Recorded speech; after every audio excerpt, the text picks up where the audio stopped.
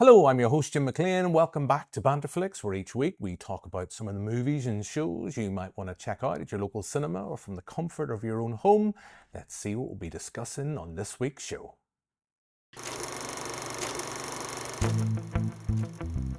We'll be reviewing Steven Spielberg's return to the sci-fi genre with Disclosure Day, along with the 6th installment in the Scary Movie series, and the reboot of the Masters of the Universe franchise.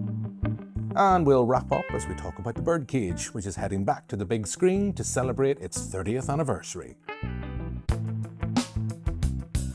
So that's what we've lined up for you this week. Joining me in the studio, a warm studio, I have to say, is the lovely Zara Jackson. Hi, Jim. And Joe McElroy. Hi, Jim. Hello to you both. Of course, we have an absolutely packed show this week. Apologies, there was no episode last week because of various reasons of things that were happening here in Northern Ireland. So apologise if you missed out on your Banterflix fix. So as I say, we have absolutely jam-packed show where we're going to kick things off as we talk about Scary Movie.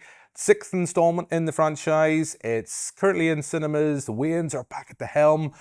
I'm going to be talking about it in just a moment because I don't think either of you have got a chance to watch the film, but the lovely Dr. Nicole Hamilton has, and here's her review.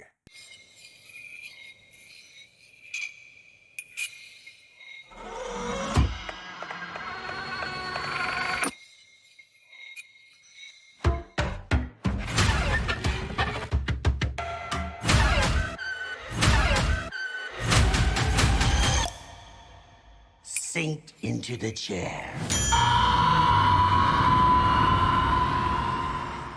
The Scary Movie franchise has been a staple for me for as long as I can remember. I grew up watching the first and second movie in particular, and although with recent rewatches I don't think they've aged quite as well as I would have liked, the second one in particular still holds a special place in my heart, and I was hopeful going into this 6th installment that it would be able to capture some of the magic that I think a few of the later entries of the series are really lacking, and unfortunately I can't really say that it delivered.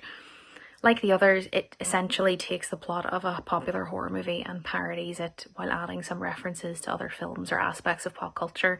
And I'll admit that some of these definitely did get a laugh out of me in the moment, but with a bit of hindsight, thinking back to what would probably be like the big set pieces, the really big gags, I can't actually think of any that really stand out as genuinely funny to me, but I find myself a lot of the time wondering who exactly was this movie for.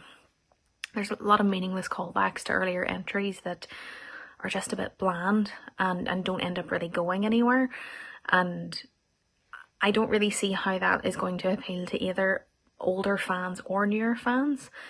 And on that note as well, the original cast, as nice as it was to see them all again, they don't really get to do as much as I would have liked them to, and this wouldn't have been as much of a problem if the newer additions to the cast could pick up the slack.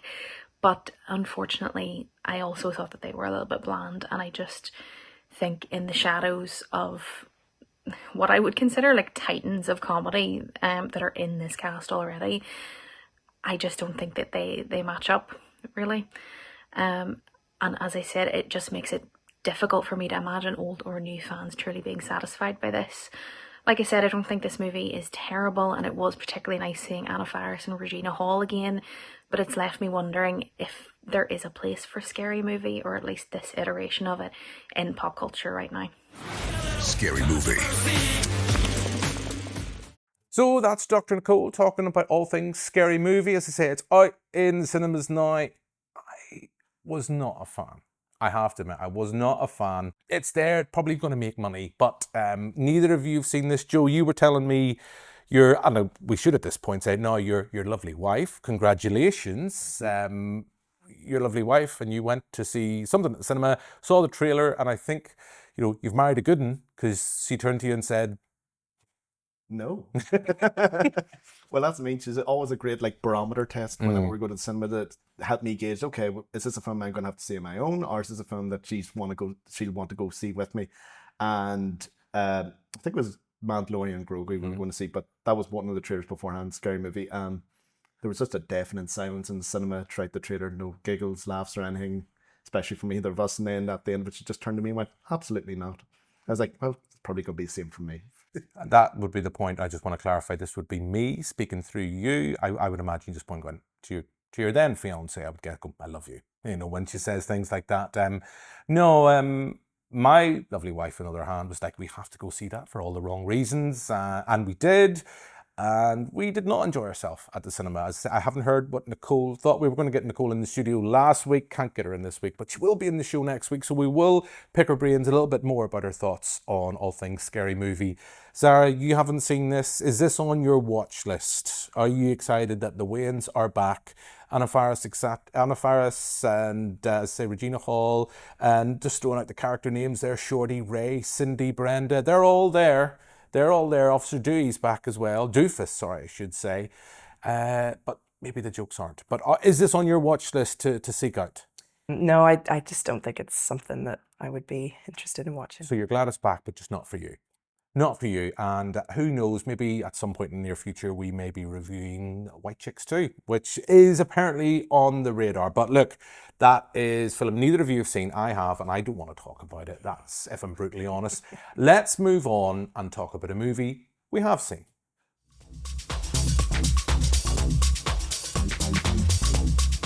Daniel Kellner. Who is this? Do not go back to the house. They found you. I don't know who you are, but they're gonna kill you. The human race cannot accept what we know. We need to stop it any way we can. What am I doing? What am I doing? What am I doing? What am I doing? This semi-9-year cover-up of the truth. Steven Spielberg returning to the sci-fi genre for the first time in quite some time, probably Ready Player One. I can think of too, but here we have Steven Spielberg is just pure cinema, so I know I will always go see him on the big screen. And here's a feature very much dealing with, you know, ideas that he's dabbled with before. He has wanted to make this film for quite some time, that poses the question, what would happen if humanity found out that we weren't alone, that, as Mulder and Scully always promised, the truth is out there. Joe, what do you think? Funny you mentioned Mulder and Scully, because this felt very much like Spielberg doing his version of the X-Files almost, and I think he does a great job with it. I really, really like this film. I know it has its detractors, and I think that's just based on how people approach Spielberg and his work, because he is a very sort of empathetic director, and that's sort of applied throughout most of his work, and especially when it comes to, you know, like the sci-fi and especially Aliens, you know, with Close Encounters and E.T. Maybe not so much War of the Worlds, they're a bit more nasty in that one. But here he's in that familiar territory again. But, you know, through this film, which is more or less like a 2-hour chase, essentially, it felt to me like an allegory for growing up in terms of, you know, people in general, how they approach. You're going something. deep, Joe. I know, I'm digging already.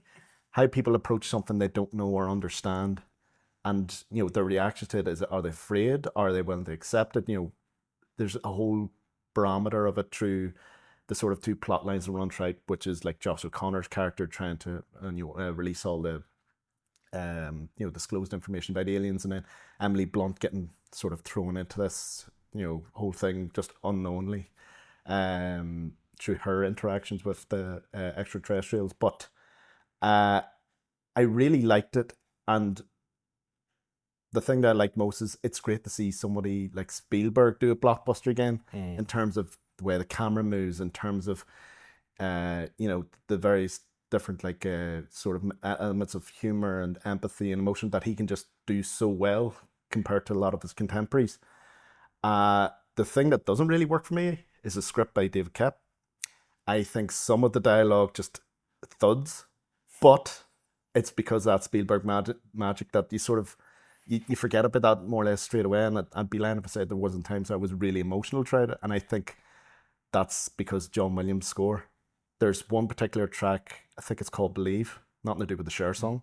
I think Sadly, though. I know, sadly, it would have been great for John Williams to cover Believe, but that piece of music stands among some of his best ever, and the fact that he's 90 plus years of age and what could be probably his last score, I think he ends in, you know, a really accomplished, brilliant piece of work that sort of, it's like It's like a sort of a summary of everything that he's done, but there's enough magic from Williams and the way he works with Spielberg, you know, the two of them are just superb.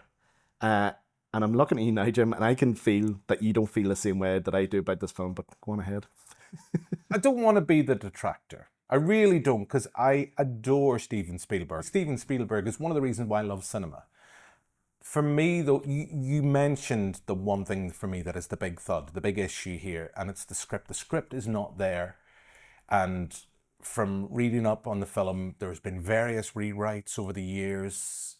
And I don't know, I think it's like a copy and paste. There's been ideas cut from someone left in. Where I think it is quintessentially Spielberg is in its last 15 minutes, in the same way that we had with Close Encounters. And that is maybe the film I wanted, in that sense of where it poses the question, what would happen with humanity if we discovered that aliens exist and the truth has been kept from us? That, without going into too much of spoilers, but a lot of it, there is elements, I mean, it's not a spoiler to say there's aliens in this film, but that's the film I wanted. It's the fact that to get us there, that chase to get us there is a bit muddled. It's all over the place in terms of its ideas. The film that hangs in its shadow is Close Encounters. And there's that interesting idea in that sense of people being driven mad to obsession by something they don't quite understand. In this case, that they've got to, you've kind of got the sense that you've got to get the gatekeeper with the keymaster. And do you know, I'm going to throw in a reference, and I know, Zara, you haven't weighed in here. For me, this is one of the films, and I can't remember one other than this of late. Terminator 3, I'll throw in a reference, where a film finishes really well, really strongly, and leaves you going in your cinema seat, wow, quintessential, classic Spielberg, and you kind of forget about the stuff that has come before. That for me is this Disclosure Day for me is Steven Spielberg's Terminator 3. It finishes well, it's got great ideas. I think it's very much an old-fashioned idea. Spielberg has done this before. In my opinion, my humble opinion, he's tackled this issue better before. But it's still Steven Spielberg, so it's 3-star. It's still a recommendation. I just did love it. Zara, Joe and I have talked a lot. Where are you going to weigh in here? I would agree with elements of what you've both said, that it does feel slightly derivative. It does feel like these are ideas that we've explored before. I think the thing is that the films that have come before have very much been a manifestation of their time, and those films are subject to the things that are available, so technology-wise, budget-wise. And I do think that now we've arrived in this kind of contemporary moment, I maybe expected a little bit more from it with what's available. And then I also think that, I think what you're saying is right, that they didn't really explore what I thought they were going to. So we kind of get to the end, and that's the moment where Disclosure Day happens and it's all kind of revealed. And we didn't get anything after that. And that's kind of what I expected from this film, from the trailer. But I would say the cast was great. You know, the story elements, I think there was a lot of set pieces that really worked. I would agree with the vibes of the dialogue being a little bit clunky at times. I just, again, you expect more, I think, from a Spielberg film.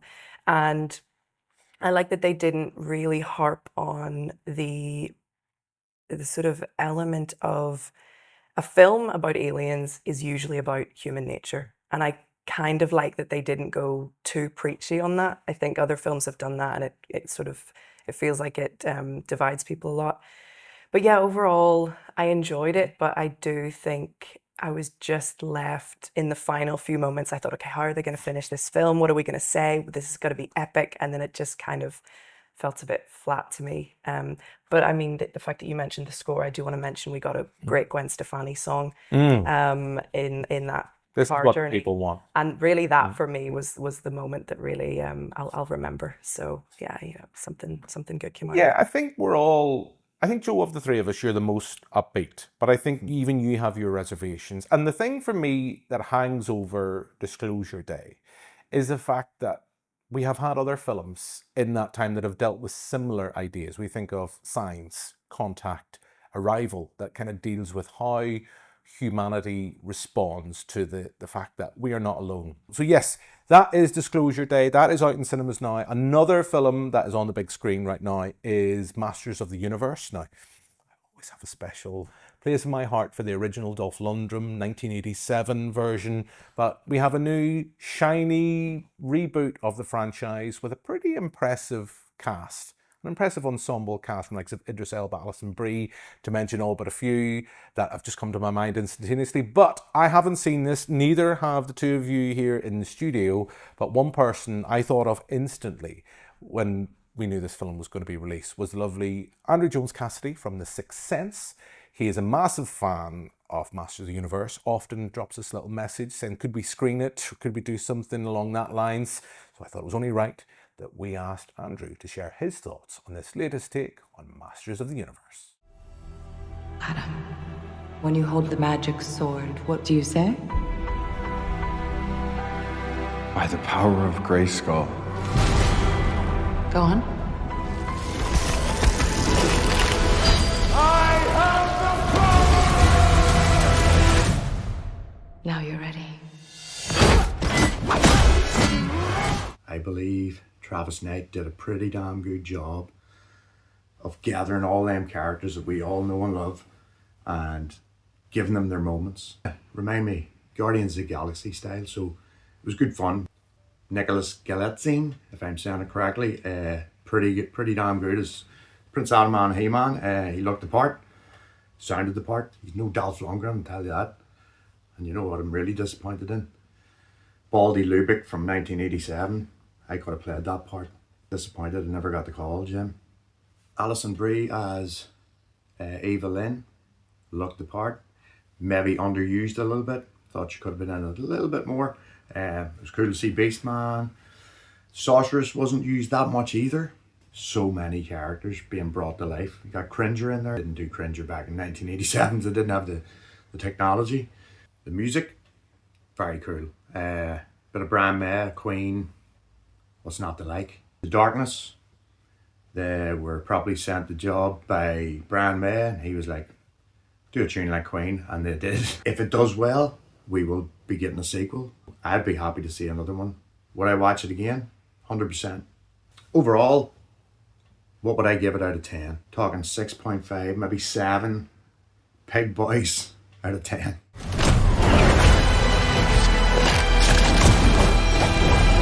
Let me show you what real power looks like.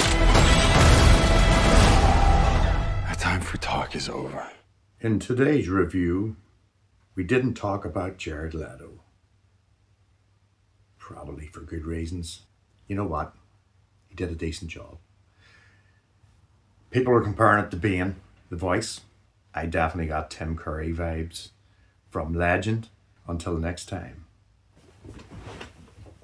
Remember, the He-Man sequel that was meant to happen back in 1987-88 actually became Cyborg with the awesome Jean-Claude Van Damme, the best dancer in all of Hollywood.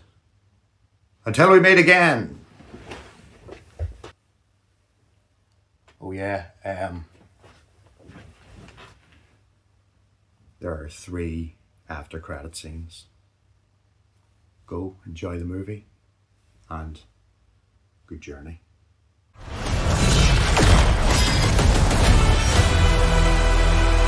Can you come help me with this?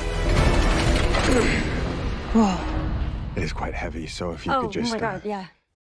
Either of you excited for this? Because, Joe, I think you said you were going to watch this film, but then, well... Marriage got in the way. No, initially I was very hesitant to go see it, to be honest with you. Like, I just thought, oh, not another reboot of like an 80s sort of property. And I was like, I don't know. And then I watched the trailers, like, it could be fun. It might be something to this. Jared Leto's doing Skeletor. That's one thing that did put me off initially. But then, a few of my mates who did go see it was like, no, trust me. See any reservations you have, it's the complete opposite. And it is, supposed to be a lot of good fun, something in the vein of Guardians of the Galaxy and something like that. So that's what's made me sort of twist my arm to maybe go see it. But unfortunately, I decided to stay up and watch football over the weekend, so I didn't get up in time to go see it in the cinema. But hopefully this weekend I'll get around to watch it because it's still in cinemas. Yeah, it's still in cinemas right now. And for me, the film, just because you're on the show, Zara, the film, from watching the trailer, and I know you can't judge a trailer because marketing people will sell their souls to get you to buy your cinema ticket. But from looking at it, it's getting Dungeons and Dragons vibes for me, which I know you worked on. So is this on your possible list? Because we were saying that earlier on, scary movie, you're glad it's back, but just not for me. Master of the Universe, could this be getting your cinema ticket? Could this be getting your hard-earned money? I watched the trailer. Looks great. I know nothing. Is it He-Man? That's all I know, and I don't know who that is. You need to know. Yeah. He's the good guy. Skeletor is the bad guy. Okay. It looks really impressive. The trailer it just looked great, and I thought, that would be a really good film if I knew. So this may be for you. Again, I don't know the history of it, and I don't really know anything about it. So again, you're going to say here, Zara, great to see it on the big screen, but thanks, but no thanks. Happy for them, but maybe just not my bag. Okay, I don't think that's going to go on the poster when it's released. But look, that's 3 films that we can watch on the big screen. Another one that is heading back to cinemas is The Birdcage, Mike Nichols' 1996 feature, makes me feel very old, starring Robin Williams and Nathan Lane. We've all seen this, so let's wrap up this week's shows. We chat about the film, but before that, let's have a look at the trailer. You can't get married. It's out of the question. We've been sleeping together for a year. Oh. His father is in the arts. You do an eclectic celebration of the dance. You do fussy, fussy, fussy. What does the mother do? She's a housewife. Oh, I could play it straight. How do you feel about that call today? I mean, the Dolphins. How do you think I feel? Betrayed, bewildered? Call me. Perfect. Senator Keeley, Mrs. Keeley, come here and give me a hug. So that's a look at The Birdcage, a film I just adore and hadn't had an excuse to rewatch it because I know last year we had the sad news of the passing of Gene Hackman. We have many years ago now lost Robin Williams. And I forgot what an impressive cast this has. Even Ally McBeal is in there, a very young Ally McBeal. But central premise, we have a gay couple forced to pretend that they are not a couple, that the father of one of their fathers, his son is getting married, and they are meeting the aforementioned Gene Hackman and Anne Wiest, who are coming to visit, and they don't realise that this couple is a couple, and hilarity ensues. Based on a French film stage play. Joe, will come to you first. There's a hint of sadness about the film in terms of its subject matter, but it is still a joy, and I primarily put that joy, given the fact that this is a comedy with Robin Williams. For me, the star of the show here is Nathan Lane by far. Just being allowed to, and as I come back to that point, alongside Robin Williams being allowed to be the person that goes out there with his performance, while Robin Williams gives very much, for Robin Williams, a restrained performance. A joy. Are you a fan of this? Oh, absolutely, yeah. Like, to be fair, I never seen it before you'd asked me to watch for the show. I've only seen clips of it, but even the clips were enough to make me go like, oh, I really must watch this, must get around it. So thank you for, sort of, push me to watch it eventually. And you're 100% correct. Like, this is Nathan Lane's film. Like, it is funny for a film that's so flamboyant that, Robin Williams is, for lack of a better word, the straight man out of the two of them, But he's not the straight man. But he's not, no, of course not. But what I really enjoyed about it is the various comedic performances throughout, because, you have Nathan Lane, who's just performing to the hills and is absolutely brilliant. Like, the scene that comes to mind is where he's learning to be more masculine. It just had me in tears. But one thing that I didn't like about the film is Val. I think he's a horrible, horrible character as the son. And how he reacts to the situation. You're like, just be supportive of your dads and wise up, would you? I think that's but why. To be fair, given the time it was made, maybe attitudes were slightly different. And yeah, that is the thing. I know from watching it with my lovely wife, and we kind of both enjoyed. She'd never seen it like you, really enjoyed it. And she came, the first thing she said as we finished with the credits were rolling, it's like, as much as I loved it, it's sad. And the son's character is the central issue there, I guess. Now we look at it through 2026's eyes, where it's like, just as you say, just be supportive, don't be ashamed of who your parents are. But I guess it is a difficult time. It is that kind of that farce comedy. Without that acceptance, we wouldn't have this farce. And yeah, it's there. And also, I just want to give a shout as well. We've completely got this far. I haven't mentioned Hank Azaria, who you see not a lot, not everything, but there's a lot of Hank Azaria on display here. And yeah, it's just a really, if you're just looking at a film that is a gentle comedy, it's humor, even given some of the subject matter. The humor is not nasty. It's a warm hug of a film, and yeah, just well worth a watch. Sarah, had you seen this before? Like Joe, was this a first time watch for you? First time watch. So hopefully we're gonna finish the show. We have been divided so far. Well, I was not a fan of Scary Movie. We were divided on Disclosure Day. None of us here in the studio have seen Masters of the Universe. But now we are finishing on positive vibes for the Birdcage. Are you going to make it 3 for 3 here? Imagine I said I hated it. This was fantastic. This was great. I'd never heard of it even before. It was my dad had said to me, you've got to watch this clip. And we watched the clip at the dinner table. And then when you said, it was only a couple of weeks ago, and then you said about watching it for the show. Oh, it's just so fantastic. It sort of reminds me of the humor of, things like The Mousetrap. Nathan Lane is obviously in that too. Yeah, just so much fun. And the scene with the wig, I just kept replaying over and over because it was just so well timed.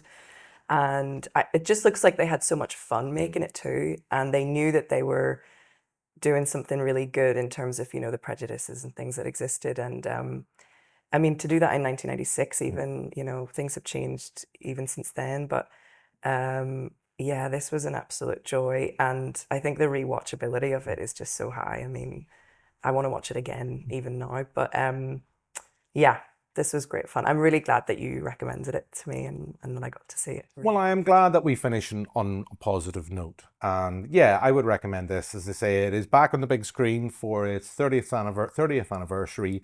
I know the likes of Cineworld here in Belfast are showing the film. I have never seen it on a big screen, so very much tempted to seek that out. I'm sure other cinemas here or other cinemas across the UK and Ireland will be screening the Birdcage. I believe the Lighthouse in Dublin definitely have it on their list as well. So, well, worth a watch. And I say I'm glad you both enjoyed it. But look, that is us out of time. So all that's left for me to do now is thank my guests here in the studio. So thank you very much, Zara. Thank you, Jim. Thank you very much, Joe. Thanks, Jim. And our guests who recorded in their reviews. Thank you very much, Andrew. And thank you very much, Dr. Nicole.